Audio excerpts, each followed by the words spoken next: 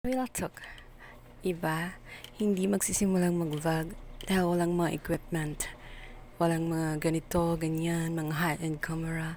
Alam niyo ba guys, na ang camera ko na ginagamit ay 4 years ago na. Never talaga ako magpapalit ng cellphone unless gumagana pa siya, unless hindi pa siya nasira. Kapag wala namang sira yung cellphone, titiisin ko talaga yan. Hindi kasi ako mahilig na mag-upgrade ng mga bagay. Para sa akin, expenses lang yun at saka napaka nakakapanghinayang kapag ang pera mo i-invest mo lang sa cellphone kasi the moment na binili mo yung cellphone, each year pag lumilipas ay nawawala na ng halaga yun. Kumukunti yung pera mo the moment na binili mo siya ng 4,000 at kapag binenta mo na sa 2,000 na lang. So, di ba, napakasayang ng pera at napakahirap kitain tapos ganun lang siya.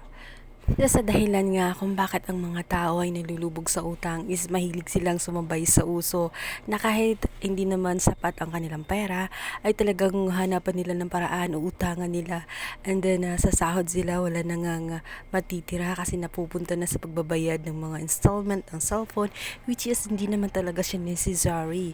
That's only want, gusto mo lang for pleasure lang, to flex on face or to impress everyone.